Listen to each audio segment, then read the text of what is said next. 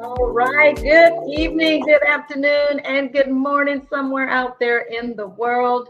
This is none other than your hostess with the mostest, EVE, on the Face of a Hero show. Yes, I have been in a small, short hiatus, folks, but I know you miss me just as I miss you. So I thank you for joining us today. And I have a phenomenal, amazing hero coming up in just a few seconds. And she is a mover and a shaker and is making things happen in the community, in the region of Northwest Indiana, throughout the state of Indiana, actually. And so, many times we just talk small talk when it comes to healthcare because most of us think healthcare deals with nurses and doctors.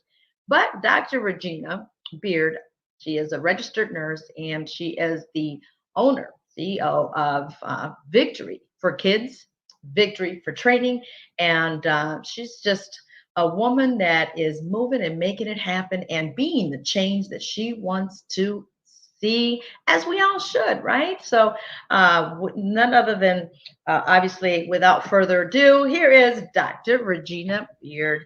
Thank you so much for coming on this show because you truly, in my eyes, and the people that are watching are knowing that you are a face of a hero because you are a shiro in the region. Thank you, E, for having me. Thank you very much. I'm very grateful for this opportunity. And it's actually a blessing to see all the work that you and your team have been doing in the region of Northwest Indiana. And it touches my heart when anyone out there that goes out of their way to say, I have these skills, I have this type of training, I have this type of team. And you know what? The kids need to know, the kids need to learn. So therefore, let me step up and go to first base and hit the home run by teaching these kids all the resources that you have available to them, right? So Right. I was just saying, you are a powerhouse, you are a mover and a Thank shaker, and you. I want to thank you for the things that you do in the community, for the community, but most of all for our youth. Thank you. That's awesome. Thank you, Hands E. out to you. Thank you. Dr. Regina, tell us a little bit about who you are as a person. Wonderful question. I'm a mother, I'm a daughter, I'm a nurse, and now I'm an entrepreneur. And I'm looking to make a change in the world, one region, one country at a time. Amen to that. Yes. And she certainly is doing that, folks. And I want to thank you for our new viewers here today that are watching The Face of a Hero. And Dr. Regina is not just talking it. She's walking it. I have seen her in action. I've seen her team in action. So I can say this. It's not somewhere I read it. It's not a article I read somewhere. I was there and witnessed the fine work that she does with her team with Victories for Kids. And she is a leader in a Yep. field that many people don't talk much about, right? But let me ask you first, let me backtrack a little bit from your youth. What made you want to go into healthcare? It was my father. While I was at Andrean High School freshman year, Coach Bob Busher, he gave us assignment for business class. It was to explore career paths. And my father said, "You're going to become a nurse anesthetist." I said, "Oh, what?" He said, "A nurse anesthetist." I was like, "No, I don't think I'm going to do that. What is that?" So he challenged me to find out what it was. And as I began to learn about it, that became my dream. But life happened. And when life happened, I had to figure out how I was going to pivot. And that's how I Mhm. ended up becoming Dr. Regina Beard. Wow. So your dad was the leader of that path, and you said, "Let me follow it." So was he right in putting you on that path? He was right. He was very wise and he was very much a forward thinker. And he felt like healthcare was the way to go. Being a nurse answered all the problems financial, the world problems, had somebody to take care of him when he got older. So he was definitely correct. Well, I'm certainly glad that you said yes, and I'll say amen that you said yes, uh, because I see the work that you're doing. But going into that field, becoming the RN, Dr. Regina, you went a step further. You said the youth need to get involved, the youth need to learn. How did that come about? How did that unfold? It's been a desire of mine really since I was in Okay. Do not disturb is now on. Sorry about that. It's been a desire of mine since I was probably about 31 working on my undergrad. I really want to call it train up a child in the way they should go because oftentimes kids need additional training. We need help in the community with our children. But unfortunately, we don't always have people in place. So as we was talking, I think about that song, We Are the World. And it talks about teach the children, lead them, help them to guide them to where they should be going to. And then the Bible talks about train up a child in the way they should go. And when they get older, they will not depart. But unfortunately, we don't always have support in the community to train them up. So my thought process was, how can I help? So in 2011, 2012, give or take, I had the vision for Train Up a Child, never did anything with it. I played around with the idea again in 2016, but I felt like, I was just a nurse and I felt like I didn't have the resources to do it. Finally, in 2022, I was driving home from a church convention and the Holy Ghost said, now it's time. And I was like, what are you talking about? And he began to outline the steps to take to move in that direction. And it's been 2 years, and we have had the privilege of interacting with over 10,000 students. So it has been an amazing journey. Wow. Wow. That's a lot of students, and we still have thousands more to reach, right? Teach one, reach one, teach one. In that very first Health Expo that you did, what was your thought while you were there and seeing everything unfold at that event? It was very stressful. I'm a very transparent person. It was really stressful, to be honest with you. But watching the students walk out of there with a smile on their face, able to answer questions about healthcare careers, it was simply amazing to know that my organization, my team, had a hand in that. They were able to learn about being more than just a doctor or a nurse. They were able to learn about a radiology technician. They were able to learn about other career paths, and it was amazing. Even finances. Right? I mean, I actually felt that, and I wasn't really involved like that, obviously, as your team member, but I got that gratification just seeing what you created and your team had to offer for the youth to go from booth to booth. Correct. But this has a lot to do with you, Dr. Regina. In growing up and now going into adulthood, we want to know who Dr. Regina is, right, folks? Because she is the shero here on this show today.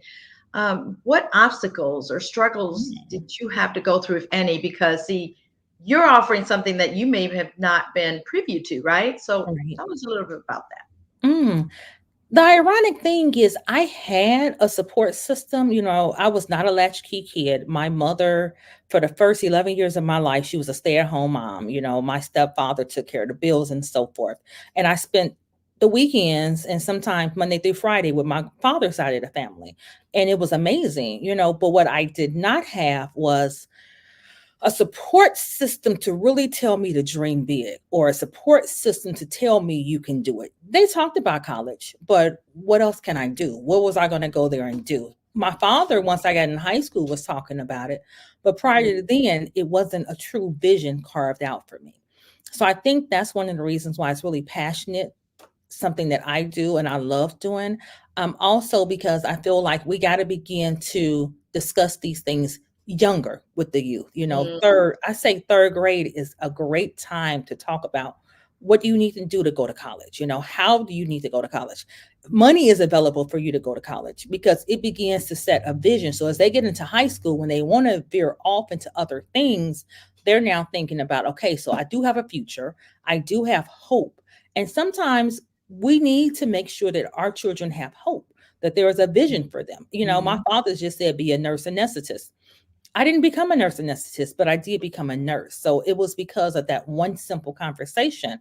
And I do believe this definitely should have happened a little bit sooner. Wow. And third grade is a very important grade, families, viewers, educators.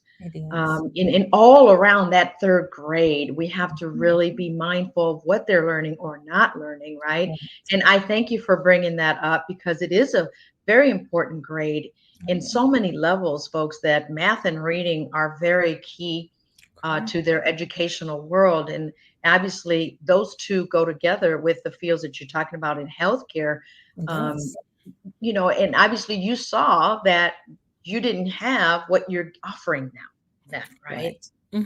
Hmm. So I know that parents and educators are grateful Thank for you. bringing all of this to the forefront and saying, "Look it, your Right. students can learn all of this."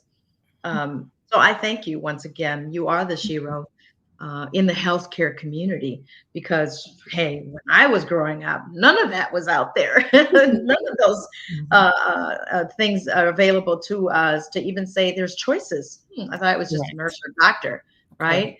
Um, but you're showing, even educators probably hadn't thought about it either. Teachers are in their Mhm. zone, right? Correct. What does healthcare really look like? Oh, that's a great question. To be honest with you, it has changed from when I first started. When I first started back in 2006, I feel like it was more patient focused. It was Mm, all about the patient. And it's funny as I talk about this now, I recall the nurses that had been nurses for 20 years when I had just started telling me the same thing. But now we have a lot of technology, and I don't feel that sometimes that lends to the best bedside interaction because you documenting information as opposed to having the true conversation. So I definitely believe that healthcare has definitely changed. It's more technology focused, and it's a good thing and a bad thing, but it's not the same when it was paper and pen. I'm sure it's not. And so, just like we think originally what healthcare looks like, you have truly brought the whole scope of what that healthcare looks like. And so, let's envision that we are Mm. there. Tell us what we are to expect when you do that expo. What do we what are we going to look at? What does it look like? Wonderful. Wonderful. So when you're at the expo, we have it divided into three sections. The first section is about career opportunities. So you walk around, you meet and greet different professionals that are actually working in the field, in the healthcare field. The second section is your life skills, meaning you have normally have Edgewater Health there. You have Sincere Bank and other organizations that are not directly tied to healthcare, but yet and still are in healthcare because my thought process is once you start making $100,000, do you know how to manage your money? So it's really Mhm. have been really important for us to bring in Chase. We also have bring in Edgewater Health because unfortunately life happens and you need to be taught how to cope when life happens. So that's Mhm. really important. And then we also have the very final section, which is our simulation section, and that's the hands-on section where they walk around, they touch everything. And to date, we have been very fortunate to have all the universities and colleges in the area a part of the expo. So it really have been a blessing. It has. I mean, even I, folks, at this young age, 37 and holding, I Right. learned some things myself. Being in the expo and going from booth to booth, from vendor to vendor, from the phlebotomist to the Right. X-ray technician Correct. to, I mean, I even saw, I forget who that company was, but it's where the kids had these goggles, but it's so that they learn what it feels like to be drunk at a Correct. younger age. Mhm. Forget what that was called, but I didn't get a chance to go try them. So the next expo, I'm gonna, if they're there, I want to get the feel. I mean, I know what it feels like, folks, when you're drinking, you feel that. I love But it. when you're not, when you don't have that, uh, um, when you don't consume the alcohol and you will still want to feel like that, put those things on, right? So it was funny to see the kids do that. But after interviewing them and what they said as I was going on Facebook Live, what they were saying, it's like we don't want to feel like that. Correct. I think that's great. And maybe people may not think, well, what does that have to do with healthcare? Right. So to be honest with you, you brought up a good point. The organization you're referring to is called Safe Kids. They're affiliated with Franciscan Hospital, but it's really about prevention. I think sometimes as adults, we react as opposed to try to prevent it from happening. And that's the purpose really of the expo. It's not that life's not going to happen. It's not that shootings won't occur, but the question is what can we do to try to limit the number of these things. And one of the things is exposure, giving them something to do, giving them a vision. And that's what it really goes back to, giving them some hope. And that's the most important part about the expo, them walking away, learning about something, them having some direction in life, them being able to walk up to a counselor and IUN counselor, for example, and talk with her about what can I do to go to your school? Are you offer that program so close to my home? And I think that's really important. Yeah. And the fact that it all ties together, It right? does. When Mhm. life happens, I need to know where I got to go. Who do I Correct. reach out to, Mhm. right? Or I'm about to lose my mind, and Correct. is there someone I can go and talk to, right? Just reach Correct. that person. And so you're putting it all out there from all scopes of fields as far as you know, you're like saying it's not nurses, it's not doctors only. It's a technician, X-ray Correct. technician, Mhm. phlebotomist. I Mhm. mean, we got was it IB Tech? They had the dummy lane there. Yes. Mhm. I mean, it's almost surreal. So this is great, but Mhm. because of who you are, the Shiro, Yes. you said, let me take it a step further. We Mhm. have to raise some funds, but while we raise Yes. funds, we have things to do within those events. You have a couple of things coming up. Tell us I a little bit do. about Yeah. So, we actually have our fundraising banquet, and it's called "The Future of Healthcare is Now." That's the theme for it, and the purpose of that, the name says it. We have to begin to think about what will the future of healthcare look like. Who's going to take care of us? And of course, that's our youth. We have to begin to direct and help them to and encourage them to become healthcare professionals. And we have our fundraising gala is October 17th at the Avalon Manor. Is October 17th at the Avalon Manor in Maryville, Indiana. We have two components of it. Is the first component is the VIP networking event, and then the second component is the actual gala. It is a masquerade theme, and it is a dress to impress, or should I say, a black tie gala. So please come out in your pretty mask. I don't want to. I want to be able to guess who you are. I want to be intrigued the entire night. Like I was talking to Eve, I didn't realize that was Eve the entire night just for the excitement. that. Yeah. Now, you have this talk that you're bringing about, right? And that's together but separate. It is. Mhm. Want to talk about that too? Because that sounds like that fire chat sounds like people really need to come in together and have that heart to heart talk. Or is that the chat you're talking about? That's the chat I'm talking about. So that's our VIP networking event. And that is the regional CEOs are coming together from different areas to talk about the future of healthcare. So it was very well put together. We have the CEO of St. Mary's Hospital, Powers Healthcare, Janice Riba, who's going to talk about the hospitals, bringing a hospital perspective. We have Denise Dillard, who has from Northwest Indiana Health Disparities, Eve's Girl, that's going to talk about disparities in healthcare because we definitely need to ensure that everyone is represented within healthcare.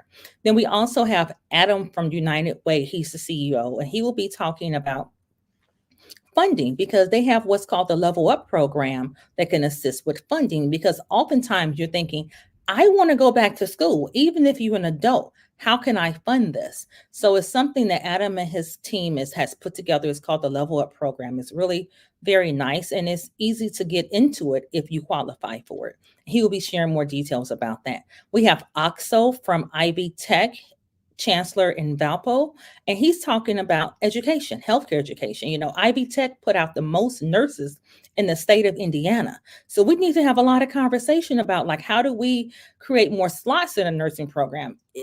Are there spots? What can we do to go further and get into the program? What kind of guidance is there even in high school? And then we have Dr. Janet Seabrook from Community Health Net, and she will be discussing all things medical because she's a medical doctor. So she get to bring in her experience having her organization, Community Health Net, but also her bedside experience. So this is going to be an event that you do not want to miss.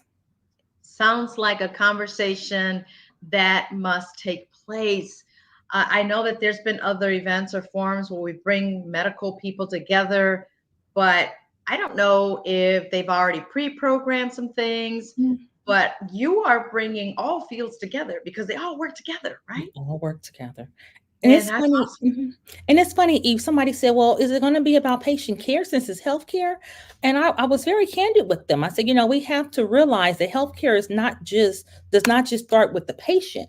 It's having staff there, a hospital system. So if you do need sick and you get sick and you need to go to the ER, what would that look like? So it's really important, and we start the conversation about healthcare. How do we begin to get kids in there? How do we begin to get kids of all racial backgrounds into healthcare? How do we encourage them? And then the real question is, who's going to take care of you? And Mm. that's what the future of healthcare is now. Gala is all about is making sure that you have someone to take care of you and not a robot. Uh, talk about AI, robot. Right. That's another conversation to have. How is that going to affect patient care, health care altogether, right? Right. Um, Now we're going to talk to somebody that doesn't know us personally or doesn't even feel our heartbeat Correct. personally, right? That's a little scary, folks. But this fire chat, is there going to be a limit to number of attendees? How's that going to work? It's only 50 attendees. That's it. It's going to be very intimate. We're doing our best to keep it very intimate. So you definitely want to get your tickets by going to Eventbrite, but it will definitely be limited to only 50 ticket holders. Well, you all need to hurry up and RSVP. October sounds like it's far. It is not. It's next month already. It We're in is. September, people. I mean, here we are in May and June thinking, oh, it's still ways. It's not until October. We'll wait till then. Well, we're Right. already in September. Don't wait any longer. One You can way. also go to victoryforkids.net. And as she said, you can find it on the Eventbrite. What should they type on Eventbrite? Victory for Kids or Gala Yes. or Victory Masquerade for Gala? Wonderful. Victory for Kids with the number 4 and Kids with the Z. And then we have a second component of the actual gala. And that's going to be amazing because once we begin to talk about healthcare, the question is, how do we get students in that career path? So we have Dr. Peggy Buffington from the School City of Hobart. We have IUN's College of Health and Human Services Dean, Dr. Crystal Shannon. And then we also have Audra Peterson from Porter County Career and Technical Education talking about students and the future of healthcare, because we have to ensure that not only we make sure that they have finances for it, we make sure that they have a pathway to go into internships in a hospital, but also that we discuss the importance of them pursuing healthcare careers even while they're in high school and younger. Wow. And I'm so glad that I see that you have kids that have been going to all the programs and I've seen them grow, right? Yes. I'm looking at one young man, I just can't remember his name right now, but they will see him on your website. And that's Yes. because obviously he has interest and he is being invested in, but he's Yes. also investing in that time to learn the ropes, to learn the Yes. different fields that we Mhm. have choices. Kids have Correct. choices, and you don't give them the choices. You wait until they get to high school or not. Right. Then they get to college. What choices are we really giving them, right? Are we really setting them up for failure, folks? Correct. Yeah, you're referring to Carlo Armstrong. He's Yes, been with yes. us since 2022, very first camp student. He was with us over the summertime as a camp counselor, and it was amazing to have him. He's a sophomore, I believe, at Maryville High School. When I talk with his mother, I believe he's in the top 10% of his class. So he's really amazing. Words cannot describe him, but yes, he definitely is intrigued by the medical field and he's enjoying himself. Yes. Wonderful. I'd like to invite him to our other podcast and get to hear his viewpoint and how he's growing and why he's still there, right? Obviously, there's something there that he sees it's worth it, that's valuable for his own upbringing as far as Mhm. professionally. And going into that field. So we got to hear from our youth, right? They got to be Yes. heard too. We can ask all these adults everything, but we Right. forget that our youth also have Mhm. a voice because they may look at it differently than you and I, Dr. Regina. Their perspective looks different than ours. And they would know more of what they need than what we think they need, right? You're Um, right. So let him know I'm looking forward to interviewing Yeah. him as well, because we want to hear what our youth think. As I was asking them in the summer camp that you were there, Mhm. I was actually interviewing some of the youth that were volunteering there. They're what were you call them, coaches, or what is that what you call them? I forget. They were part I of your call them program, but they were I call 'em students, my fun leaders. your fun leaders, right? Yes. Mhm. And just to hear how they think about the program and what they think of you and your team. If they were saying that of me, I mean, that is heartfelt, and that's saying I'm doing what I'm supposed to do, right? Correct. And Mhm. so kudos to you and to the youth that have helped you through the summer camps. Tell us Yes. real quick. Um, you have the expo coming up too, right? Yes, I have 2 coming up. This is the very first time we'll be doing it in LaPorte County, but we have the expo coming up in Porter County for October 8th, 9th, and 10th. It will be at Doolin Falls in Chesterton, Indiana. Again, October 8th, 9th, and 10th, Doolin Falls at Doolin Falls in Chesterton, Indiana. So it's from 9 a.m. until 1:30 p.m. We're expecting over 2,000 youth. So definitely Wow. please talk with your child's teacher, I'm sorry, and find out how they can sign up for it and be present. The one in LaPorte County will be at LaPorte Civic Center December 2nd, 3rd, and 4th from 9 a.m. to 1:30. Both can be registered. You can register for both on our website, www.victoryforkids.net. And I want to go back to the gala just for a little Yes, bit. yes, If, please. if you have a child that's in a CTE program, please have them to reach out to their CTE director and find out if they can attend, if you would like them to attend the fireside chat. We do have 10 tickets that someone has donated for the youth, and they make sure I said for the youth. So please definitely reach out to the CTE director. If you're in Porter County, that would be Audra Peterson. If you in the Crown Point, South Lake County, that would be Tim Summers. Maryville High School, that would be Phelps, Mr. Phelps. And then in Gary, I'm not for sure who the CTE director is, but Michigan City, you can reach out to Catherine Broadneck. She will be able to help you with that. But please, we only have 10 tickets. Please definitely reach out to your CTE director as quick as possible to secure your seat. Wow, I think that would be huge to have the youth present there, to plant seeds into them, right? Hearing it Yes. from the experts. You hear Mhm. from an expert and not from a book, not that you Mhm. read it in an article or saw it on TV. It's you having them right there, right then Correct. and there, that you can Mhm. actually have them ask questions. So that's great. To whoever donated those tickets, thank you so much. I think that's huge. And we need to get our children, our youth, our teenagers involved more than ever, Yes, we because do. we have to teach them how to think for themselves and make Correct. choices for them. You Correct. know what? I wanted my daughter to be a psychologist. Mm. She's in therapy. She did go and got her bachelor's in psychology Okay. and worked through her master's. Has not Mhm. completed that yet, but she's in that field. She just quite put it there. Mom, I'm not going to be a doctor. What Okay. parent doesn't want a doctor in their family, right? Correct. But we got to allow them to grow into Mm. where the field they want to take, and not have them live arguing, right? I have Although you Mhm. followed your father's footsteps and Mhm. you actually said, this is good. I like Right. this, Mhm. right? Well, is your daughter in healthcare? She is in healthcare. Yeah, And I think Mhm. she works with the mental health department for the youth. Perfect. I think that's the point that I want people to understand. They may come into healthcare and you may desire them to do one thing, but they may end up in something else. There's so many careers in healthcare that we don't even Mhm. talk about. We Mhm. don't even discuss mental health techs. And I think that's an excellent example of training up a child. She didn't go astray. She's still in healthcare. She still chose to use it in a different manner than Right. what you had originally suggested, but she's there and she's able to help the workforce. Amen. Amen. And with that, Dr. Regina, real quick, one more time, those events, time, location, and I know that we can find some of those at the Eventbrite. Yes, ma'am. So we have the fireside, I'm sorry, we have our masquerade gala October 17th.